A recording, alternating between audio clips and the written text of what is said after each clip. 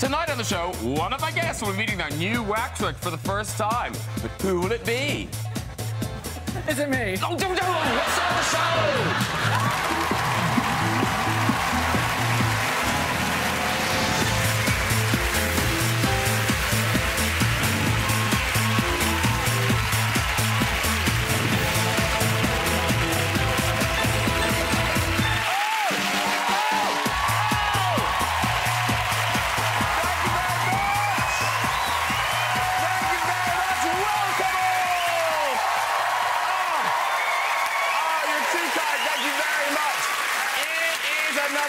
Sofa tonight, Britain's most famous detective, Sherlock star Benedict Cumberbatch, on our show.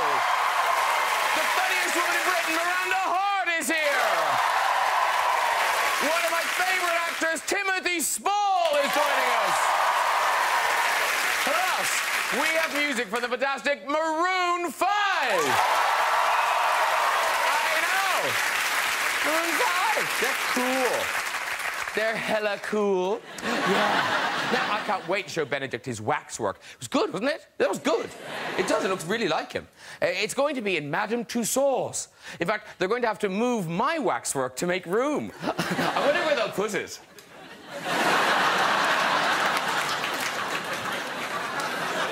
Well, that's ridiculous. I would never wear those shoes. Not me.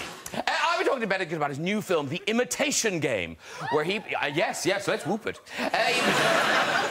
He's out there punching the air. Yeah, whoop my film. The Imitation Game, where he plays mathematical genius Alan Turing, who can work out anything. Seriously. I think that's him working out how to hide his erection. Hey, gents! Hey, gents! Hey! Ooh, those pesky bus rides. Now, Turing was a computer genius. Do you know, he was the first man to discover that this very important number, when turned upside down, spells boobies. Yeah. It was him. It was him. And great to have Timothy Spall on the show. Yeah, his new film is Mr. Turner. Mr. Turner. Now, that's Turner working on one of his famous paintings. Look at that intense concentration. And here's the final effort. Nailed it! I must say, though, I first loved Timothy in Auf Wiedersehen, Pet. Hilarious show all about builders. I used to watch it for the crack. I did. Yeah. Let's get some guests on! Later with the music from Maroon 5! The first is the all-rating of Timothy Spall! Hello, sir! So dapper. Very dapper. Thank you. Come in, have a seat, have a seat, have a seat. She's coming to us, Miranda Hart! Oh! Hello again. Somebody greetings. Hello, Timothy. Miranda. Hello. And accept your invitation, it's Benedict Cumberbatch! The real thing, everybody! The real thing! Hello, sir. I'm very well. Sit down. I'm very excited to Yes? All right, calm. I'm very excited to introduce you to your waxwork later. You haven't actually physically met it yet. I haven't met it, no. No. It's him. I should say. It is, so. yeah, no, it's a him, yeah. I hope, yeah. Oh, yeah, it's all man. Oh, really? All man. Yeah, extra wax. Yeah. I had to donate some earwax. Yeah. Now, ladies and gentlemen, I will need Febreze to get the smell of success off this sofa after tonight's show. Because, no, seriously, winners all. Timothy Spall, already Best Actor at the Cannes Film Festival for Mr. Turner. Already, I know. Already? How did that happen? Already? No, seriously, you are terrific at Mr. Turner. And it was so sweet. I don't know if you saw any footage of this bit, but you blubbed throughout. I did, yeah. Yeah, which is adorable. Yeah, I was really drunk. I was overcome. You know, I really didn't expect it. And I wrote a bit of a speech on my iPhone.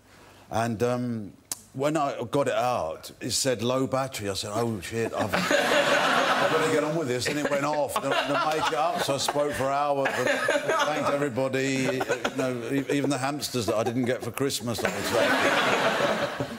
And Miranda Hart, oh, well, see ya.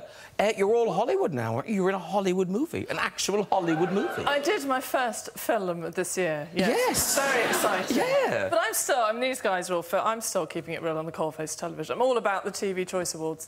I'm running for the third next year. It's the people's choice, guys. It's sponsored by Daz, I'm all about it. I'm still in TV. Now, Benedict, you haven't won an Oscar yet, but last year you were part of the Oscar-winning film.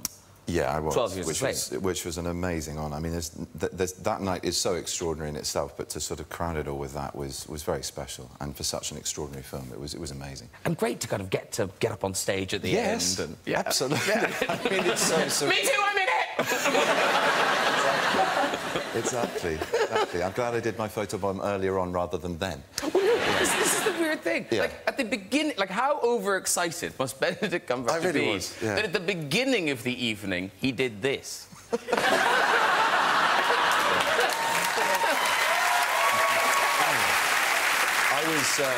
I was very overexcited because that's a very high jump. I thought you were standing on something. That's a jump. Several publicists, yeah.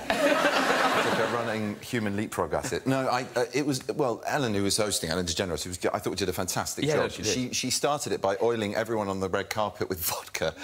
So her show was handing out, whilst they were interviewing us, these little miniatures of vodka. And it's a nerve-wracking event. It's the Oscars, for heaven's sake. So, yeah, I was emboldened by booze, a little bit like Timothy was in his acceptance. Did they know you were doing a Kenneth Williams impersonation? Yeah, it wasn't like that. Hey, listen, word on the street is you may well be heading back to Oscarland because of your stand-up performance as Alan Turing in The Imitation Game. Now, yes, whoop it. That's the producer. Yeah. No, listen, it's all about Alan Turing. You don't know he's the guy who broke the German Enigma code and helped the Allies to victory. I think he's a national icon and a hero. I think he should be on the back of banknotes. He should be on school textbooks, you know, science books as well as history books. An extraordinary man. And this extraordinary group of people that Alan's in charge of, they solved this unsolvable riddle puzzle, this codification of all the messages that went between German High Command and the troops or the army or the navy or the Air Force, you know, were codified, obviously. And anyone could pick them up, anyone could hear them on a radio, but couldn't translate what they meant.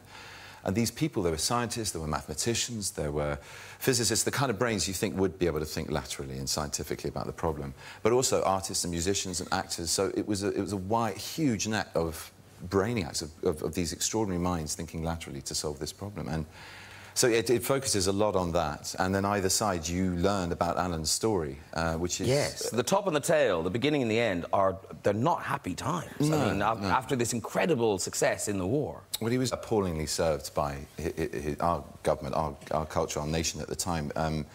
He was prosecuted in the 50s for being homosexual and given the choice between state sanctions, castration through estrogen injections, or 2 years imprisonment.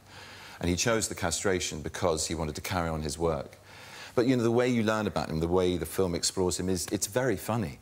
It is very funny at times, as well as being really shocking and moving and thrilling. So, The Imitation Game, it opens in 2 weeks on the 14th of November, and we've got a clip, and this is yourself, Benedict, as Alan Turing, and this is you when you go to apply for the job of Codebreaker. OK. You're trying to break the German Enigma machine. What makes you think that? It's the greatest encryption device in history, and the Germans use it for all major communications. If the Allies broke Enigma, well, it would turn into a very short war indeed. Of course, that's what you're working on. But you also haven't got anywhere with it. If you had, you wouldn't be hiring cryptographers out of university. You need me a lot more than I need you. I like solving problems, Commander. And Enigma is the most difficult problem in the world. No, Enigma isn't difficult, it's impossible. The Americans, the Russians, the French, the Germans, everyone thinks Enigma is unbreakable. Good. Let me try, and we'll know for sure, won't we? This is a great one. Really, really good. Now, Benedict, every time you're on the show, we get so many messages and tweets and emails from your... Now, they're not Cumberbitches anymore, are they? They change name every time I'm on. OK, what are they now? Cumbers. Cumbers? I don't know, I'm making it up, Graham. Yeah, I don't know anymore. Do you know what you are? Cumber People Collective, Cumber People. bunches, brands, babes. It's like they're bodies, not a group anymore. People. I think there's definitely some splintering going on. There's a lot of splintering. Yeah. OK, so there's a bunch of questions that I'm contractually obliged to ask you. They will go nuts if I don't. Okay. So obviously, when will we see more Sherlock? 2015, I think, yeah. OK, are you in the next Star Trek? No comment. OK. Are you in the new... What a cheese! Wow. Are you in the new Star Wars movie? No comment. No, of course I'm not. I heard a rumour you were seen around the set. I did go to set, which was fantastic. I mean, it was like walking through my childhood, and Harrison, whose place I'm honoured enough to be in on the sofa, it was... yeah, he wasn't there. The point is, I walked to the Millennium Falcon, I sat down. I mean, it was incredible. It was could you not be a stormtrooper? I shouldn't be even saying this. I probably shouldn't be saying this on television. Well, no, it's a secret, don't tell anyone. We know when that didn't, because it fell on his foot. So, that's right. Yeah, so that's we know right. That's right. That's already been spoiled. Yeah. That's but fine. did you not ask to be a stormtrooper or something? No comment. Are you a stormtrooper? Are you? Are you at the back of one of those people? Unbelievable. No comment. Get the back of the troops will just see something like that. Yeah. Is that him? Is that him? Actually, last time, as you say, you were here with Harrison Ford before. You did an incredible Chewbacca, but I'm told you also do a Jar Jar Binks. Oh, no, it's a big sea monster. Terrible. You don't make much money out of doing a good Jar Jar, let me tell you that. The most loathed character of any franchise ever. Rightfully so, in my opinion. But, yeah. And Smaug the Dragon is back. He is, yeah. Christmas. It's a finished business. And I read that as a voice, that there isn't... I mean, obviously, it's put through treatment and things, but actually, it sounds very like what you did. Oh, God. Do you want me to do that as well? If you can. So, Miranda. Oh, my God. Is your heart beating faster? Slower than before? Wow. I was on the wrong side from my mouth. Yeah. I don't know whether it's aroused or terrifying. I think it just spat a lot at her arousing then. and terrifying in equal measure. I'm very confused right now. I'm confused. That. Were you aroused at that? The hand went towards the heart. Yeah, I know. Yeah. I was on television. Does that hurt? No, but I feel quite faint. So do I. Stop. Yeah. But explain this. Explain this, Benedict Cumberbatch. This is odd. Of all the questions we had, the one that came up most often was ask Benedict to say the word penguin. What is this about? Well, apparently I got it wrong repeatedly in the documentary. It wasn't a documentary about said animal. It was a documentary about, I think, about the South Pacific in general. And now I'm completely terrified of the word. I don't go near it. Well, no, because I know, here's the thing. I thought, I'm sure they're making it up, but we actually looked at this documentary. Oh, good. So the documentary is called... The documentaries are called Strange Islands. The first one you sort of get away with, and then after that you lose all sense of what it is. Let's have a look. Listen carefully. And the last thing you might expect to see here is penguins. These are Fiordland crested penguins, named after this corner of South New Zealand. So why are these woodlands so attractive to penguins? A freshwater stream through the forest makes a handy highway for a parent penguin heading home from a fishing trip. What is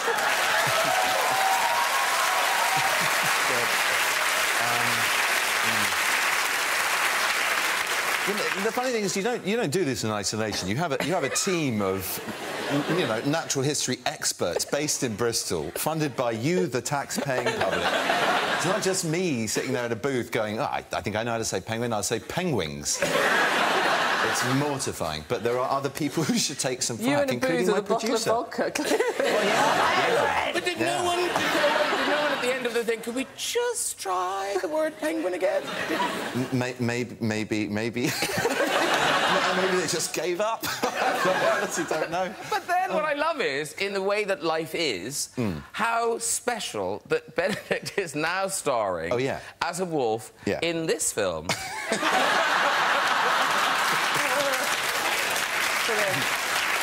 So, can you say it now? Well, I've had a word with Disney. I need to check that I have said it correctly in the film. Penguin. No, penguin. Penguin! He's all over it.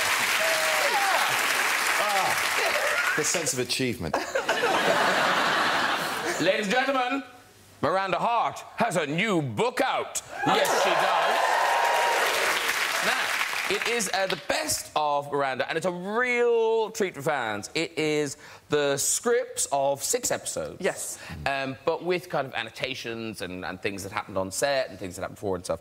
And of the 18 episodes that you've wrote thus far, how did you pick these ones?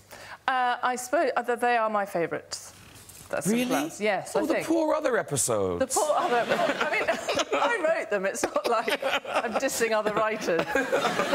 So, so the first one is in there, because that felt right. Yeah. And then I suppose if I had to have a favourite, it would be the one that I did a 3-hander with just me and my mother character and a therapist. And so that felt right for a script book, because it was a bit like a play. So that was my favourite. So, yeah, they're my 6 favourites. OK. And at Christmas, are we getting 2 or 3? We're getting 2, and it's going to be the finale of the whole thing. Well, now I've heard this. Yes. So, what, do you die at the end? By the way, I mean, is it one of those kind of darker episodes for Christmas? It's a bomb and we all die. Yeah. Wow, I did not see that coming. No, but it just sort of felt the right time for her to kind of come into her own. I want her to be happy and succeed and be herself. And once she's done that, then there isn't really a sitcom anymore. OK. Yeah. But it could come back, couldn't it? Well, no, I've sort of written the finale. OK, let me put it this way. It's a choice between going on I'm a Celebrity, Get Me Out of Here, or reviving Miranda.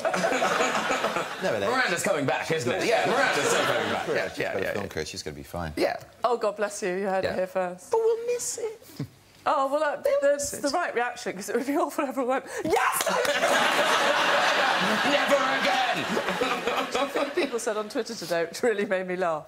I'm so relieved it's all over. When I said I had a big announcement to make, they were like, please say you're retiring. No! No, but you always get, as much as love, you always get the opposite, and I think it's quite funny.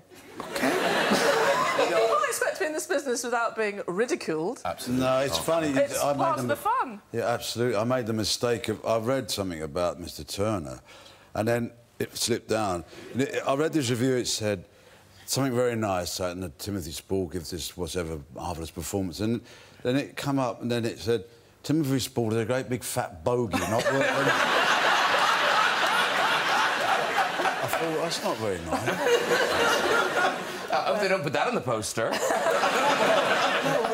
I just read the review again. He's a real writer. He knows what he's talking about. But as well as the scripts, in that you do talk about, filming the episodes, and the weird thing is, like, so many of these things did happen to you.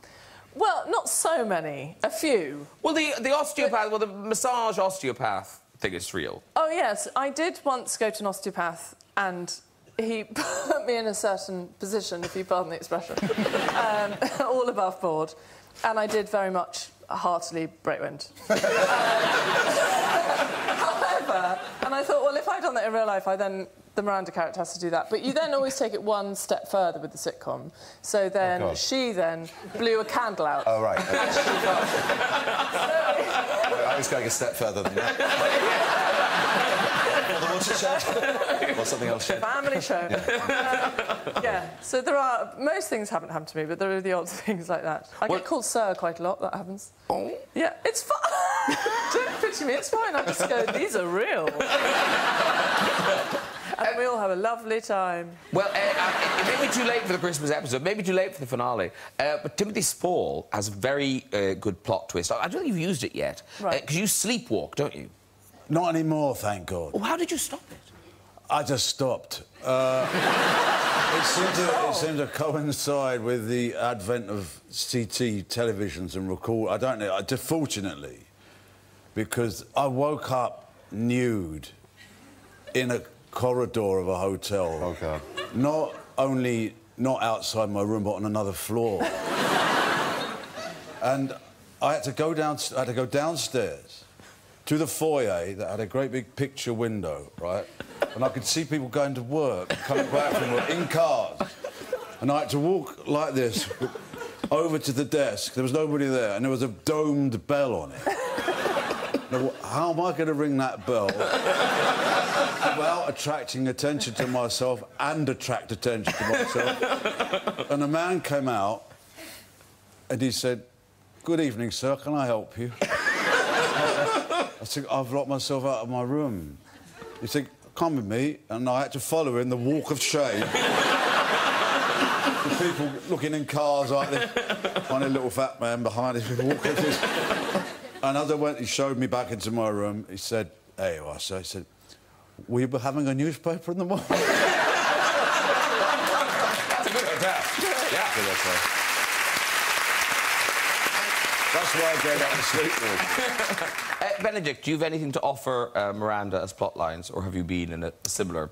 I mean, my whole life is sort of stepping between trying to be gracious and embarrassing myself, it seems. I don't know. Yeah, well, I presented... last year I presented this thing called the Loris Awards, which is like the Oscars, but for sports. And, you know, I was meeting some icons of sport. Yeah. You know, Formula One racing car drivers, tennis players, and swimmers, including Missy Franklin, the amazing American female swimmer. And she, you know, Missy, she's, what, 18? I mean, she's so young. So I was thinking, it's incredible, you've achieved so much, and I feel like I'm double your age. I mean, it's incredible just listening to all of your achievements. I'm just... And she was sat right next to her parents as well.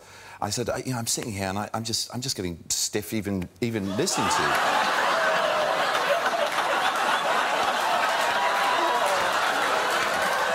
I didn't have that moment. I didn't have that pause. But I heard behind me. I heard a friend of mine, Julian, who was in the audience, laugh. Literally like a sort of volley go coming like that. And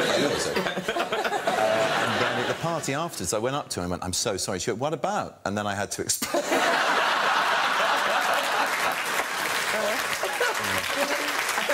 And it's one of those weird apologies where you have to go, "I wasn't stiff at all." You think, oh. Miranda, you've just finished this huge tour of arenas. Yes. Massively successful. Wow. Now, you do a bit in the show about walks, different walks that you've Yes. observed in life. Yeah. So I do a whole thing about walks. OK. And I think the king of all walks is when you walk purposefully in one direction and, say, out of a shot, you sort of walk purposefully in one direction, you immediately realise you're going in the wrong direction. But you can't suddenly turn around because that would look really odd. And we've all felt that, and so we all turn it into something.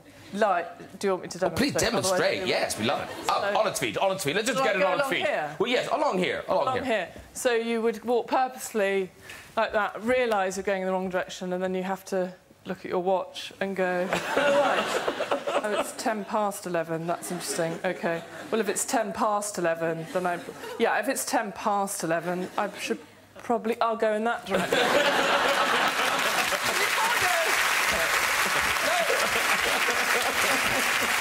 It's hard. Out of context, it's hard. You have the best... But there are loads of walks. But you have the best walk of all in the show. You talk about the ultimate walk. Oh, the ultimate walk is the pop star walk. Yes. That Beyoncé nails, which I attempted to do in my show. Please show us the Well, ultimate walk. So I'm not asking that. That's for Ben. She's up. She's up. So you have to be very careful because it's a sort of 1 foot in front of the other walk, right? Sort of like this. But you have to be careful to do it right, because if you do it wrong, you might do it like this. And then you do a walk that looks like you're scratching an awkward itch. What's that? You know that, when you think, oh, God. Yeah. Do you want some music to demonstrate it properly? Do you want some music? Crazy in Love. Yeah, yeah. Oh, here we go, here we go. Need to... Okay. That's the walk. What's that?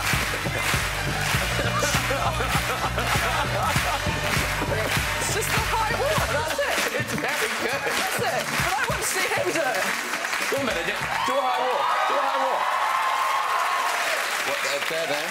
Yeah, let's go, let's go. And you have to do the attitude, Dan, Yeah, five. Let's get the music going again. Yeah. Music going again. Here we go, here we go, here we go. High walk, high walk, high walk, high walk.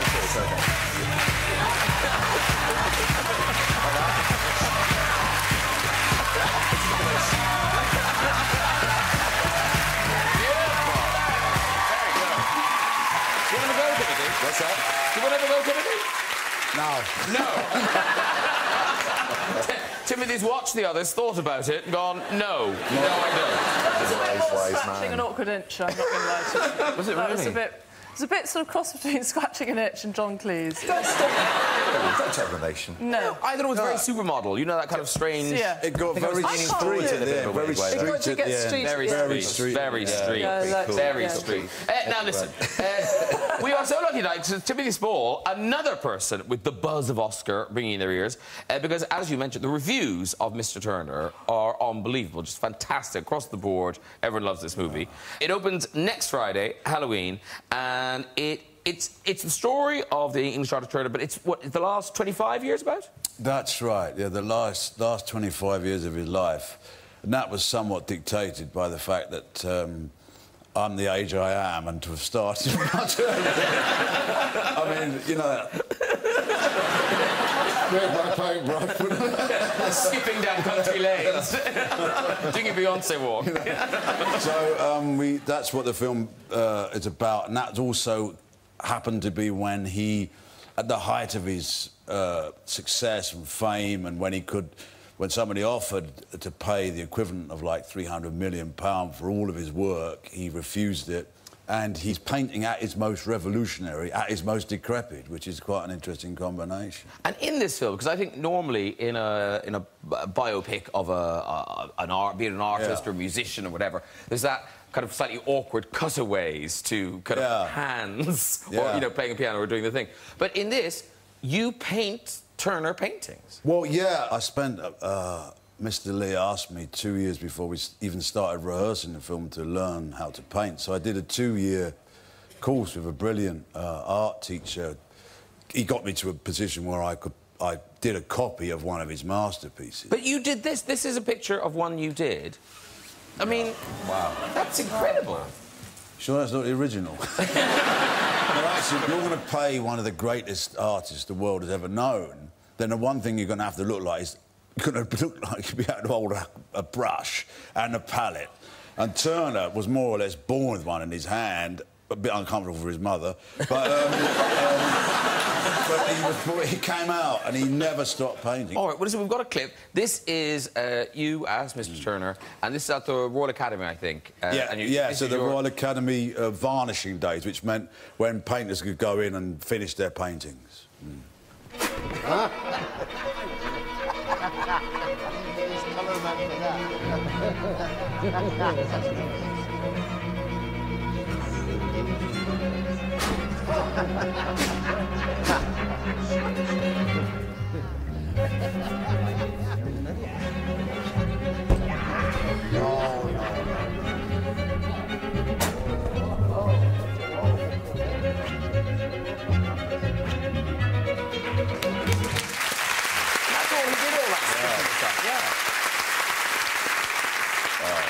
No, that was an easy bit because I didn't have to say anything. No, that was like having given it a right seeing to.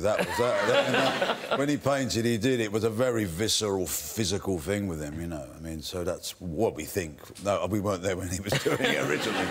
He's an extraordinary actor, and that film, it's three masters in one. It's Turner, it's Mike Leigh, and it's him. I mean, nice. Oh, nice.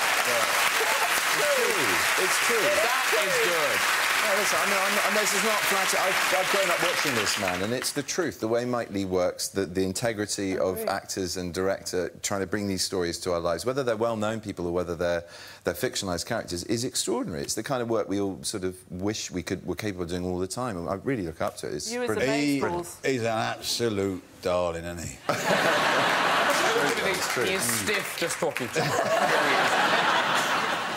But here's the thing, Tim. So you're in this movie telling this story, but your own story is extraordinary because, oddly, it was 18 years ago, the last time that Mike Leigh was getting all his prizes at Cannes for Secrets and Lies.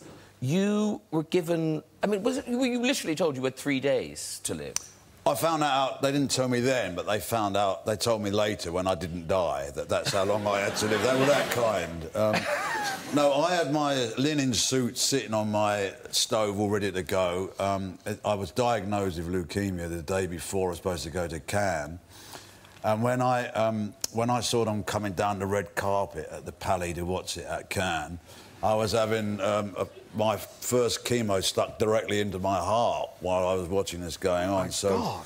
I mean, it was nice because they were winning prizes, so at least there was something out there while I was sort of doing an impersonation of trying not to peg it, which I've managed to achieve. But no, it was the irony and the juxtapositioning of that wasn't lost on me, I have to say. But presumably, having literally been given your time's up thing. Yeah. The last 18 years, are you like a different person after that? Well, yeah, I mean, what it does give you is an acute sense of knowing what is and what isn't worthwhile, What it does, it gives you a bigger intolerance of bullshit, but a much more open mind, So what is good...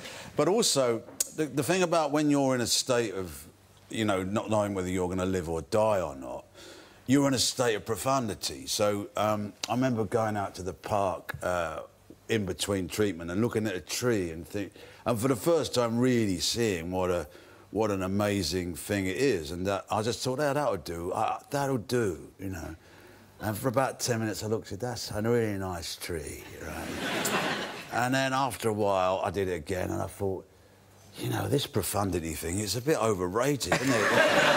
So when I got better and I started being petty and snapping at the people I loved and shouting at people in traffic jams and being ridiculous, funny and scatological, I knew that I was getting better.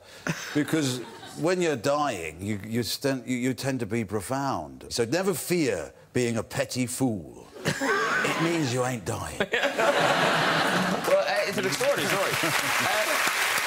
I'm such a fan of yours, Tim, and wish you much continued success with Turner, which opens next Friday. And now, talking of art, ladies and gentlemen, it is time for Benedict Cumberbatch to meet Benedict Cumberbatch. Now, this is Madame Tussauds, what are they called? A wax figure. They're not waxworks, they're wax figures. Oh, right. Yeah. OK. And you haven't met it yet, no. Right? So, come with me. Come on. Come over here. All right. Everyone come over and have a look. Have a look. Have a look. So, this is going to be spooky. So, come down here. Come down here. OK. Yeah. You're all set? Yeah. OK. Yeah. Here is Benedict Cumberbatch. Feast your eyes on you. Oh, That is weird. Really weird. Come on. Really weird. Come on. This is very, very weird. No, it looks so like you. It's spooky.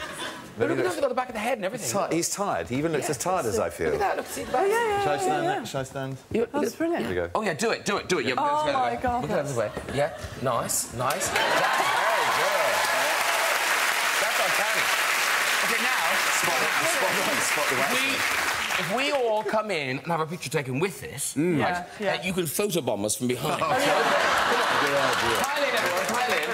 OK. Let's take a run up. Ready? OK. Camera over there somewhere. Ready? OK, 1, 2, 3.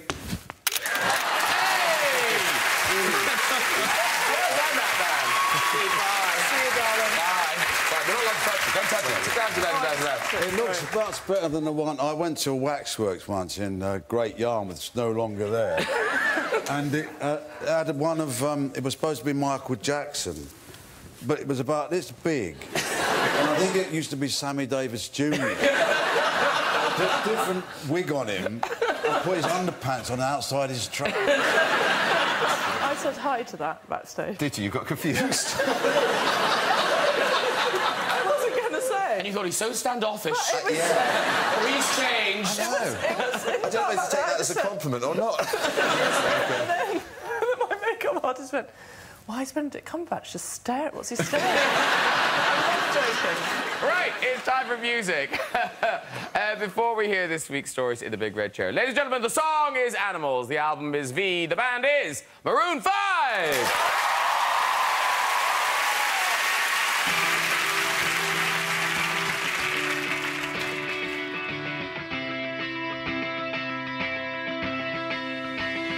Baby, I'm praying on you tonight. Hunt you down and you alive. Just like animals, animals, like animals born.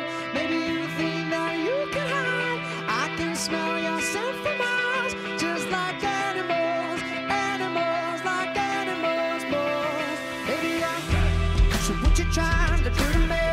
If I can't stop, we're enemies. But we get along and I'm inside of you. Like a joke, it's killing me. I cut you out entirely. Then I get so high and I'm inside of you. Yeah, you can start over, you can run free. You can find other fish in the sea. You can pretend it's meant to be, but you can't stay away from me. I can still hear you making that sound, taking me down, rolling underground. You can pretend that it was me, but no. Oh, baby, I'm playing on you tonight. Hunt you down and you alive. Just like animals, animals, like animals born. Maybe you think that you can hide. I can smell your scent for miles. Just like animals, animals, like animals born. Hey, don't tell no lie, lie, lie, lie. You can't deny, nah, nah, nah. That beast inside, side, side, side. Don't tell no lie, lie, lie, lie. You can't deny, nah, nah, nah. That beast inside. Yeah, yeah, yeah. Oh, whoa, whoa, whoa. Just like animals, animals, like animals, moles. Just like animals, animals, like animals, moles. Baby, I'm playing you tonight. Hunt you down, just like animals, animals, like animals, moles. Baby, you think that you can hide. I can smell your scent for miles. Just like animals, animals, just like animals, moles. Don't tell no lie, lie, lie, lie. You can't deny, nah, nah, nah. That beast inside.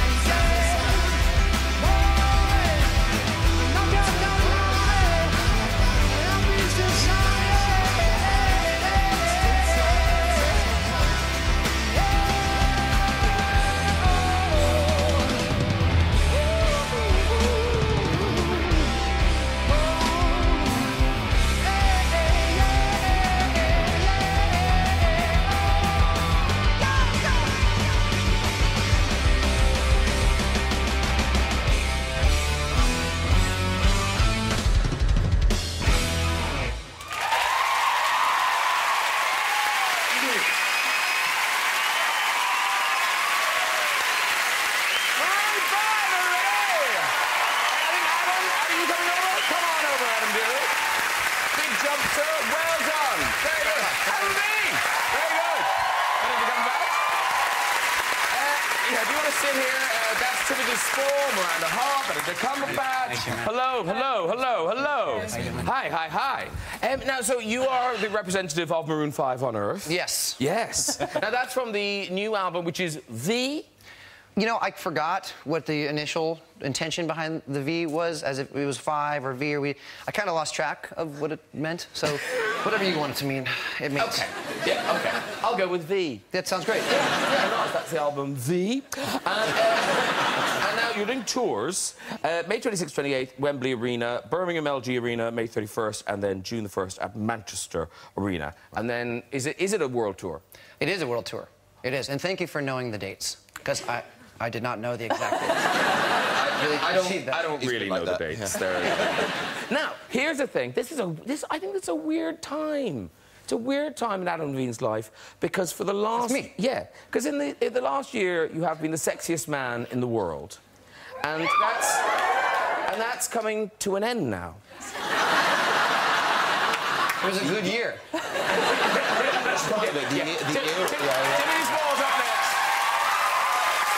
We're working down the couch. Yeah, I haven't got my application form. And we must just mention your incredibly beautiful wife. She is... We met... She... mentioned. No, she's beautiful inside and out. How long have you been married? A few days, I think. A couple of months. A few months. It's been unbelievable. Yeah, don't just go with a few months. Be specific. Like, I think women like to know that you know how long you've been... 19th of July was... Very good. Well done. Good husband. Good husband. My birthday. Thanks for that. Oh, weird. I just wanted to butt into the conversation. It's my birthday on the 19th of July, so... Just saying. Anniversary card, Yes, of course it is. Yes, it's all done. That's It wasn't a mistake. That's why you couldn't perform at the party, darn it. Okay. No, birthday. It's a legit excuse. Listen, before we go, just time for a visit to the red chair. So who have we got? Hello. Hello. Hi. What's your name? My name is Dylan. Dylan. And where are you from, Dylan? London. Okay, let's leave it at that. And local. And what do you do in London, Dylan? I'm just back from university in America. Wow. I'm so tempted to do that. But no, I'll let him go. I feel tetchy and I don't know why, but maybe I'm overtired. But OK, Dylan, go on with your story. Well, Benedict Cumberbatch and I were actually at the same boarding school. We both went to Harrow, and there are lots of rumours circulating about what he got up to there. So I thought I'd use this... Do it now.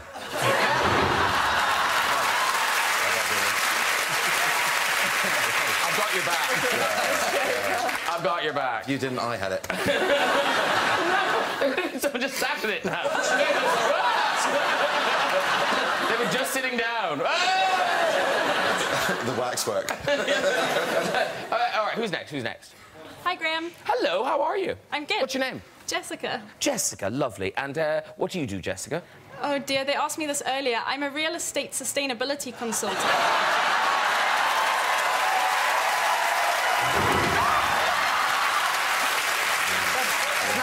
That's not a great way to open. No, the people have spoken. I'm so sorry.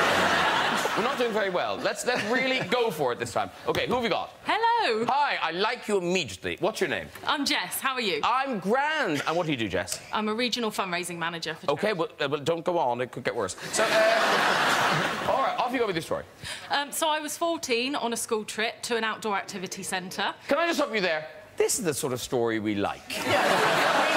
We know there's going to be some nudity, or a poo in a bag, something good's going on. Really right. She's You're 14. Right. She's 14. She's off you go. So it's an outdoor activity centre, zip wires, that kind of thing. It is toilet humour, I'm afraid. Yay! It's about poo. The toilet facilities were in these little wooden huts dotted around this forest. So I went in and I was bursting for the loo. Of course. Went to sit down, heard some noise, and I thought, OK, what's that? Turned my head to look down the toilet, which was not in a particularly lovely state, to see a rat swimming in the toilet, staring back up at me. I'm ashamed to say I was so desperate for the toilet that I peed on the rat. Yay! Big and walk. Queen of the red chair. Walk. Well done, everyone. If you'd like to join us on the show and have a go in the red chair, you can contact us via our website at this very address. Listen, that is it for tonight. Please say a big thank you to my guests tonight, Adam Levine and Maroon 5. Mr. Timothy Small.